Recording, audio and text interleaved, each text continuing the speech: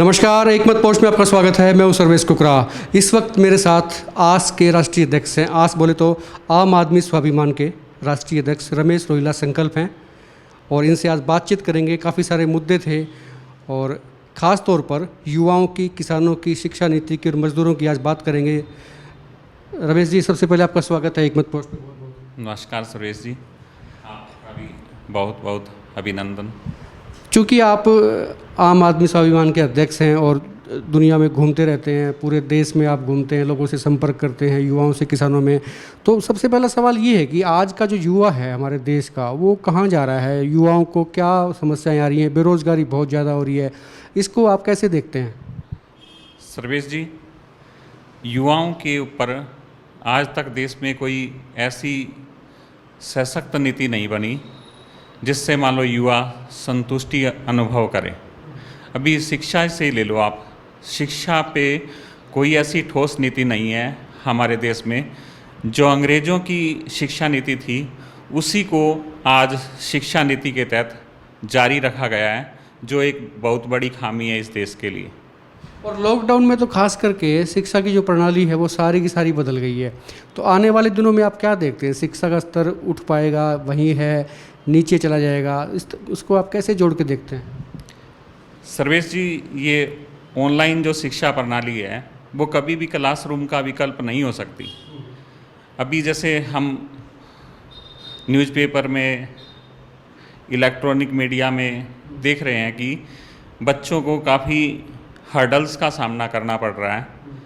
तो ये जो ऑनलाइन शिक्षा नीति है वो कभी भी क्लासरूम का ऑल्टरनेटिव नहीं हो सकती।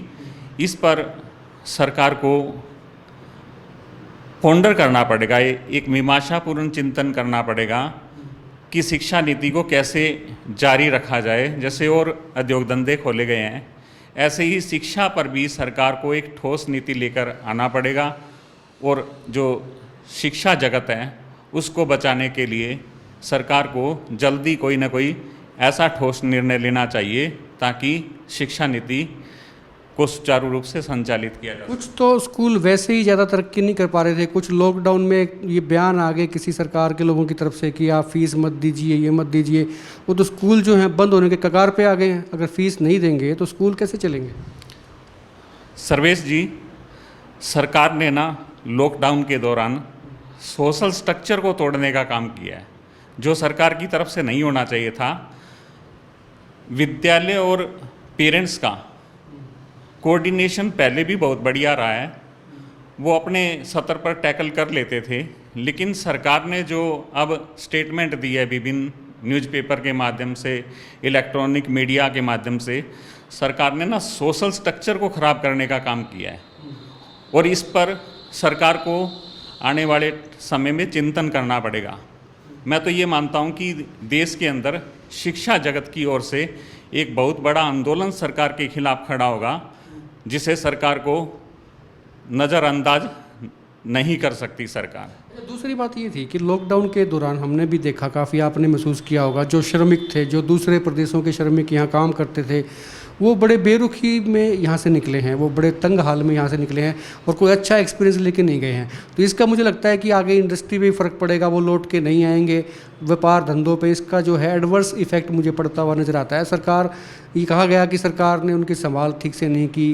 हालांकि बातें बहुत की गई कि उनको सहूलियतें मिल रही हैं, खाना मिल रहा है, लेकिन वो बड़ी तंग हाल में पैदल निकले हैं बच्चों को लेके। इस तरह की जो उनका जो एक्सपीरियंस रहा है वो ज़्यादा अच्छा नहीं रहा।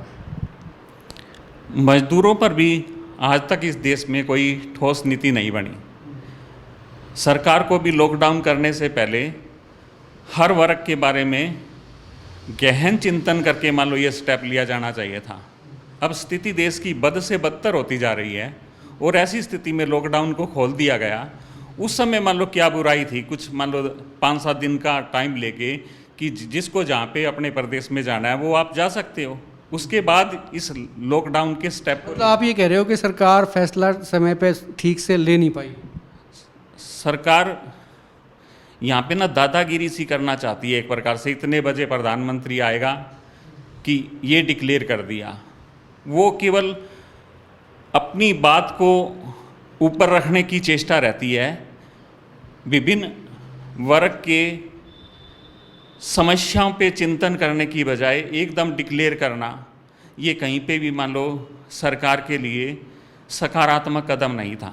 अच्छा, दूसरी मैंने ये देखी, आपने देखा होगा हर वक्त साल में जब भी खरीद का दौर आता है, किसानों की फसलें खरीदी जाती हैं, तो सरकार बातें करती है भी किसानों की डायरेक्ट फसलें लेंगे, किसानों को ज़्यादा फ़ायदा होगा, लेकिन फिर वो व्यापारी कुछ आंदोलन करते हैं, फिर व्यापारियों की मान ली जाती है, किसान वहीं का वहीं खड़ा रहता है।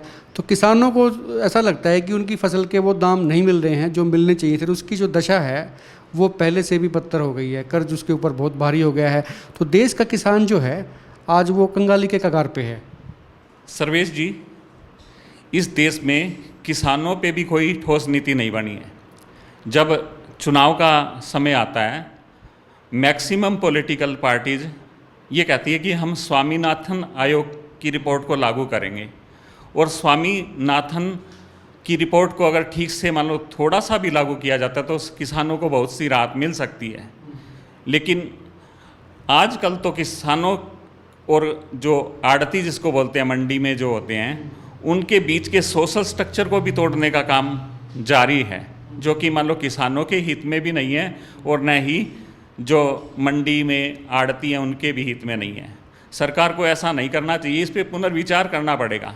जब तक सत्ता में नहीं आते तो ऐसे घोषणा पत्र के माध्यम से ऐसे मुद्दे वो जारी करने का काम करते हैं, लेकिन जैसे ही सत्ता में आते हैं वो अपनी तानाशाही दादागिरी दिखाने का काम करते हैं, जो कि लोकतांत्रिक व्यवस्था के लिए किसी भी एंगल से उचित नहीं है। देश का युवा, एक आखिरी सवाल मैं आपसे पूछूंगा रमेश जी, आप देश का युवा है उसके लिए क्या सबसे ज़रूरी है? सरकार को क्या चाहिए, किस तरह की नीति बनाए जो युवा बेरोज़गार भी ना रहे, उसको रोज़गार मिले और वो सेहतमंद रहे और उसका विकास हो? मतलब युवाओं का कहा जाता है कि भारत युवाओं का देश है, लेकिन युवाओं के लिए कोई स्ट्रक्चर नहीं है अभी तक। युवाओं के लिए सरकार ने, किसी भी सरकार ने आज तक कोई ऐसी प्रॉपर नीति नहीं बनाई है जिससे वो स्वाभिमान से जी सके। पढ़ लिख के आज युवा कितने प्रति माह वेतन पे काम कर रहा है, 10,000 पे, 15,000 पे, और अब ऐसी जैसे लॉकडाउन की स्थिति आ गई उसमें तो वो बिल्कुल ही दयनीय स्थिति में है, जिसको हम मध्यम वर्ग का युवा वर्ग बोलते हैं। आज ना तो वो किसी के सामने जाके अपना रोना रो सकता है और न ही सरकार उस पर सुनवाई कर रही है किसी प्रकार से मध्यम वर्ग के युवा पे। तो सरकार को युवा वर्ग के उत्थान के लिए बहुत सी नीतियां लागू करनी चाहिए। अभी जैसे हाल ही में आपने देखा सुशांत सुसाइड किया, ऐसे ही बहुत से युवा मान लो सुसाइड कर लेते हैं। शिक्षा नीति इस प्रकार की होनी चाहिए कि उसको अंदर से मान लो मजबूत किया जाए। किसी भी प्रकार की अगर कोई परिस्थितियाँ आती है तो वो झेलने में समर्थ होना चाहिए और सरकार को कुछ उनको असिस्ट करना चाहिए। तब मान लो हम कह सकते हैं कि युवाओं पे कोई कारगर नीति सरकार बनाने में सक्षम हुई है। युवाओं पे मान लो चर्चा तो बहुत होती है, लेकिन आज का युवा बिल्कुल चौराहे पर है, सड़क पर है, उसके लिए कोई प्रॉपर नीति नहीं है, प्रॉपर रोजगार का कोई साधन नहीं है। बिल्कुल, ये थे रमेश रोहिला संकल्प, ये आम आदमी स्वाभिमान के राष्ट्रीय अध्यक्ष हैं। इनसे बातचीत की और इनका ये कहना है कि सरकार को नीति ठोस बनानी चाहिए, युवाओं की हो, किसान की हो, श्रमिकों की हो, या छात्र नीति हो, या स्कूल नीति, शिक्षा नीति, जो भी नीति है, हमारी नीतियों में बहुत खामियां हैं और उन्होंने इस बारे में कुछ बातें बताई भी हैं जो वाकई एक नई दिशा की ओर लेके जाती हैं। और सरकार को भी चाहिए कि इस पर गौर करे और नीति बनाते वक्त इन सभी का सामंजस्य बैठा के बनाए। आप देखते रहिए एकमत पोस्ट।